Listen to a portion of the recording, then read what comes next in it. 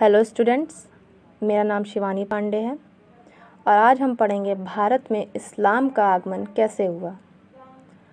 सन 711 ईस्वी में भारत देश में इस्लाम का आगमन हुआ था। इसी साल की बात है जब मुसलमानों ने स्पेन में भी दाखिल किया था।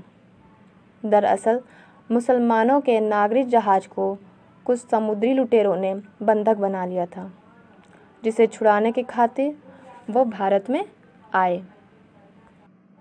क्योंकि जिस जगह पर उनके पानी जहाज़ को बंधक बनाया गया था वो जगह सिंध के राजा दाहिर के राज में आती थी। कूटनीतिक और राजनीतिक प्रयास असफल होने के बाद बगदाद के हज्जाज बिन यूसुफ ने 17 साल की उम्र के बिन कासिम को छोटी सेना के साथ राजा दाहिर से युद्ध के लिए भेजा। राजा दाहिर और बिन कासिम के बीच हुए युद्ध में सिंह के राजा दाहिर को हार का मुंह देखना पड़ा था। बस यहाँ भारत में इस्लाम का आगमन हुआ। युद्ध के लिए सिंह के राजा दाहिर ने अपने बेटों और दूसरे राजाओं से मदद मांगी और बिन कासिम से उन्होंने युद्ध किया, लेकिन बिन कासिम ने मुल्तान, दीपालपुर, अरोर, ब्रह्मनवाद, बहरोर, रावर और निस्न पर सन 713 ईस्वी में जीत हासिल कर ली और कश्मीर से लेकर पंजाब और सिंध तक अपने राज्यों को स्थापित कर लिया।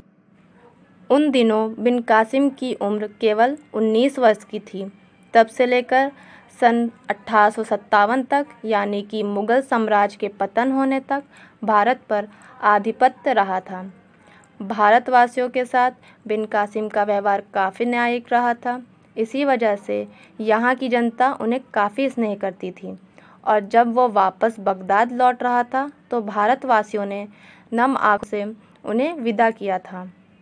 भारतवासी काफ़ी वाव विभोर हो गए थे। एक कम्युनिटी को हज़रत मोहम्मद के सानिध्य इस्लाम धर्म कबूल कराया गया था, जो कि मौबार में रह रही थी। सन 713 ईस्वी से ही भारत देश में इस्लाम का आगमन हो चुका था और सन 1857 तक निरंतर ये बरकरार रहा था।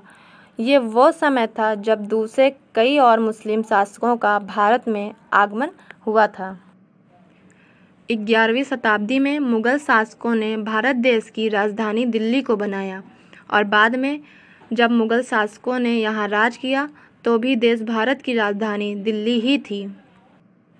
2 दशक भारत देश के सम्राट अकबर ने कुछ अंग्रेज़ों को यहाँ रुकने दिया था, लेकिन धीरे धीरे कर अंग्रेज़ों ने देश के छोटे छोटे नवाबों और राजाओं से साठगांठ बना ली और फिर धीरे धीरे कर उन्होंने आखिरी में सन 1857 में भारत से मुग़ल साम्राज्य का पूरी तरह अंत कर दिया। भारत में काफ़ी लंबे समय तक मुस्लिम शासकों ने शासन किया। पूरी दुनिया में भारत देश से दूसरे नंबर पर सबसे ज़्यादा मुस्लिम की जनसंख्या रहती है।